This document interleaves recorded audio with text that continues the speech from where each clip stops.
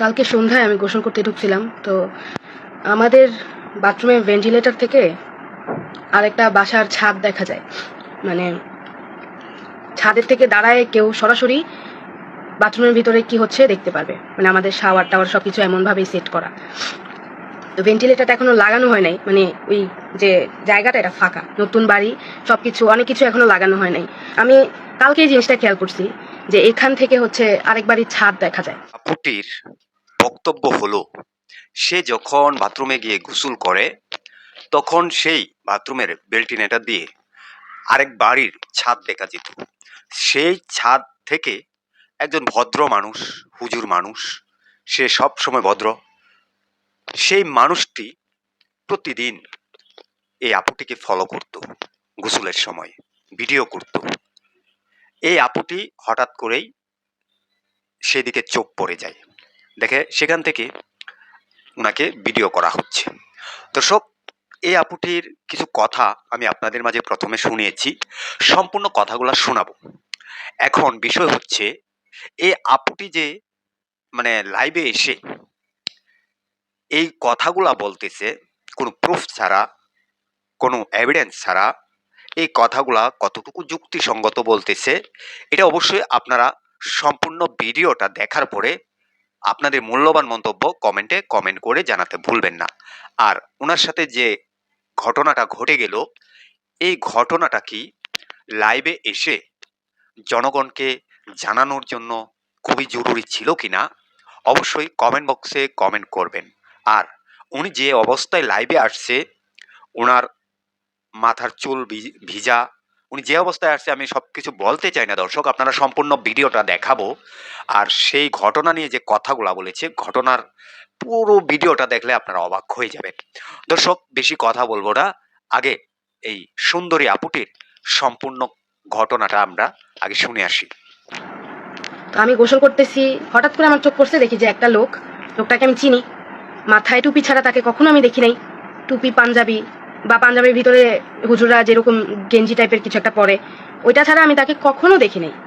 হ্যাঁ, একদম রাস্তা দিয়ে হাঁটতে সময় এমনি হাঁটে। আমি জাস্ট আমি কি নিজেকে কভার করব নাকি আমি বুঝতেছিলাম না আমি কি করব। তো সেও কিছুক্ষণের জন্য ভয় পেয়ে গেছে, তাড়াতাড়ি নেমে চলে গেছে। আমি কি করব, আমার তো ওখান থেকে বাথরুম থেকে বের হইতে সময় লাগবে। আমি রেডি হইলাম তাড়াতাড়ি করে, আম্মু বলতেছে কই যাস, সে আসো আমার সাথে বলে আমি গেলাম। তাদের ঘরে গেছি, যাইয়া এই লোক একেবারে স্বাভাবিক, সে কম্পিউটারের সামনে বসে আছে। সিরিয়াসলি ভাই, বেটা মানুষ এত অভিনয় করতে পারে, এই বাঙ্গুরা এত অভিনয় করতে পারে। আমার তো ভাই দুনিয়ার রাগ উঠা রয়েছে, তার এসব অ্যাক্টিভিটিস দেখে আমার আরো বেশি রাগ উঠছে। আম করে দেখে সালাম দিতেছে। সিরিয়াসলি ভাই, আমার মা এই লোকটারে এত ভালো জানে, এত ভালো জানে। পরে আমি বলছি আম্মু তুমি জানো এই লোক কি করছে? পরে এই লোক আমার খালি ইশারা দিতেছে, মাফ চাইতেছে, ইয়ে করতেছে। আমি তো বলবোই, আমি বলছি তার ফোন চেক করো। পরে বলছে আর কি হয়েছে সেটা বলবি তো। ততক্ষণে মানুষ জড়ো হয়ে গেছে আমার চিল্লাচিল্লিতে। তখন আমি সবকিছু বললাম, তারপর তার ফোন চেক করলো। এখন বলদের বাচ্চা বলদ, আমার ভিডিও ডিলিট করলেও বা ভিডিও বা ছবি যাই সে ইয়ে করছে, ক্যাপচার করছে, সেটা ডিলিট করলেও সে হইতেছে রিসাইকেল বিন থেকে ডিলিট করে নাই আপনার। এরপরে আরো বাচ্চা বাচ্চা পোলা পানে, সে তো মাদ্রাসার শিক্ষক, ইমাম সে, হ্যাঁ আমাদের এলাকার ইমাম, উত্তার বাচ্চা। সে কত বাচ্চাদের সাথে তার ফোনের মধ্যে এই জিনিসগুলো পাইলো আর কি। ধরেন যারা দেখতেছিল তারা মুরব্বী, তখন আমি বলছি যে ঠিক আছে এখান থেকে ডিলিট করে দিছে, ওইখানে যান। তো যে হুজুর শালা তুই করবি তো করবি, তুই তো মাথার মধ্যে কিছু নাই, তুই রিসাইকেল বিন থেকে ডিলিট করস নাই। তো ওইখান থেকে যখন খুঁজা বের করলাম, জিনিসগুলো দেখাইলাম, তারপর পুলিশ কল করছি, অনেক কিছুই হয়ে গেছে মাঝখান দিয়ে, এদের ধরেও নিয়ে গেছে। এখন একদল মুরব্বী আয়সা আমার জ্ঞান দিতেছে যে তুমি বাথরুমের মধ্যে এই জিনিসটা তো তোমার হেফাজত তো তোমারই রাখতে হবে, তুমি এটা খেয়াল করবা না, হ্যাঁ না তা না। ঠিক আছে, জ্ঞান দিছে, ভালো কথা। আসলে আমার খেয়াল রাখা উচিত ছিল, কিন্তু আমি খেয়াল করতে পারি নাই। কিন্তু এরা না ওই ব্যাটারে সেভ করার চেষ্টা করতেছে। এই জিনিসটা আমার এত বেশি আমার ইগোতে লাগছে, এত বেশি খারাপ লাগছে যে এটা কেন, জাস্ট বিকজ অফ সে হুজুর, এজন্য তারা এরকম করে বলতেছিল যে এই হুজুর নতুন নতুন বিয়ে করছে, বউটা হইতেছে বিয়ে 3 মাস পরেই চলে গেছে, সে আর আসে নাই, ওই বউ নাকি চরিত্রহীন। তো ওই ইয়েতে না যাই, গ্রামের মানুষরা আমি দেখছি যে বউ গেছে গা বা কিছু একটা হইলেই কয় বউ গেছে গা, বউয়ের চরিত্র খারাপ, বেড়াল হয়ে গেছে গা, এই টাইপের কথাবার্তা। আচ্ছা থাক থাক, ওইটা নিয়ে কথা না বলি। তো বলতে চাইতেছে যে এর বউ চলে গেছে, এর শয়তানের ধোকায় পড়ে এগুলা করছে। তো আমি বা কি বাল করবো রে ভাই? বলতে চাইতেছে যে আল্লাহর ইয়েতে মাফ করে দাও, আল্লাহর বিচার করবে, ও তো তওবা ইস্তেগফার করবে। সিরিয়াসলি ভাই, 11 বছরের বাচ্চা প্রেগনেন্ট হয়ে যাইতেছে, এরা ধর্মীয় লেবাস পরে এই কাজগুলা করতেছে। আমি বলতেছি না সব হুজুররা, বাট করতেছে তো। এগুলা নিয়ে আমি কখনো দেখি নাই মাদ্রাসার কোনো মানে একদল গোষ্ঠী এসে তাদের এই জিনিসগুলো প্রতিবাদ করুক যে এরকম কেন হবে, আমরা আমাদের মাদ্রাসায় এগুলো হইতে দিব না, আমরা আমাদের প্রতিষ্ঠানে এগুলো হইতে দিব না। আমি কখনো রাস্তায় নামতে দেখি নাই এদের এদের বিরুদ্ধে প্রতিবাদ করার মতো একটা মানে মাদ্রাসা শিক্ষককেও আমি দেখি নাই। কেন কেন এই লোকটা লিটারেলি, আমি যদি কোনোদিন হারমোনিয়াম বাজাইতাম তখন তো একটু আওয়াজ হবে, যেহেতু একেবারে পাশে বিল্ডিংটা। এই লোক অনেক কাহিনী করতো, সুন্দর করে বলতো আচ্ছা এগুলো তো ঠিক না, নাফরমানি কাজ কারবার, হ্যান ত্যান, ভুগি চুগি, আরো কত মুরব্বী আছে এলাকার, এটা এগুলো করতো। এদের যন্ত্রণায় আমি আমার হারমোনিয়াম গুছায় এমন মানে উপরে রাখা দিছি, এটার মধ্যে ধুলা জমতেছে, আমি এটা নামাই না, এদের যন্ত্রণায় করি না। কিন্তু গান বাজনা খারাপ, নাফরমানি কাজ, কিন্তু এমনি লুকায় লুকায়া মায়াগো ভিডিও করা, লুকায় লুকায় হইতাছে নাফরমানি, মানে লুকায় লুকায় এই কাজগুলা করা, এগুলা খুব মানে এগুলা মাফ করে দেওয়া যায়, এগুলা শয়তানের ধোকায় পড়া করে, এগুলা মাফ করে দেওয়া যায়। কিন্তু গান বাজনা খারাপ, গান বাজনা করলে ওরা একের দইরা ওই কুত্তার বাচ্চার নামে মামলা তো আমি দিছি।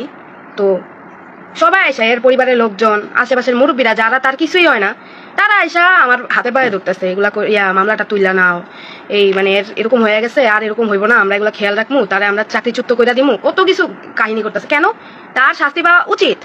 আমি জানিও না আদৌ যে সে আর কখনো ভিডিও করছে কিনা আমার, আমি আদৌ জানি না আর কত মেয়েরা এসবের শিকার হয়েছে, আর কত বাচ্চাদের সাথে সেগুলো করছে। তার ভিডিও মানে তার মোবাইলটা তো আমি প্রথমে ছিনাই নিছি, আমি দেখলাম বাচ্চাদের সাথে সে যা করতেছে, বাচ্চারা তো জানেও না তার সাথে কি হচ্ছে। হ্যাঁ, নিজে আবার এগুলো ভিডিও করে রাখছো। আরে আমার কি মানে আলগাছের বালরে, ভিডিও করে রাখছে, আবার পরে এগুলো দেখে হাত মারবি। এদেরকে কেন আপনারা মানে শয়তানের ধোকায় করছে এটা বলে আপনারা মাফ করে দিতে চান কেন? 11 বছর বাচ্চা রেপ হয়ে গেছে, 7 মাসের প্রেগনেন্ট, ও 7 মাসের বাচ্চা ওর পেটে, ওই বাচ্চাকে ব্লেম করতেছে। ভাই, এটা একটা বাচ্চা, ও কিছু বোঝে? 18 বছরের নিচে যে কেউ, তার যদি ইচ্ছা থাকেও আপনি তারে ঠেলা দূরে সরাই দিতে হইব। আপনি পারেন না তারে রেপ করতে, মানে তার সাথে আপনি ইন্টিমেট হইতে পারেন না, এটা বৈধ না। এটা কেন মানে আমি যদি এই খানকির পোলা বের হয়, আমি আবার ঝামেলা করবো, আমি ছাইড়া দিব না ভাই। আমি একা কিছুই চেঞ্জ করতে পারবো না, বাট আমি কথা বলবো যাতে এত কিছুর পরে হইলো মানে বাপ মা কেন বাচ্চাগুলারে এই কওমি মাদ্রাসা বলেন বা এগুলাতে পাঠাইতেছে। এখন এসে একদল চেতা যাইবো যে মা ইসলামের বিরুদ্ধে লাগছে। ইসলামের বিরুদ্ধে লাগি নাই ভাই, তুমি মুসলিম, তুমি তোমার ধর্ম চর্চা করবা, এটা আমার কোনো সমস্যা নাই। হিন্দুরা হিন্দুদের ধর্ম চর্চা করবে, এটা আমার কোনো মাথা ব্যথা নাই।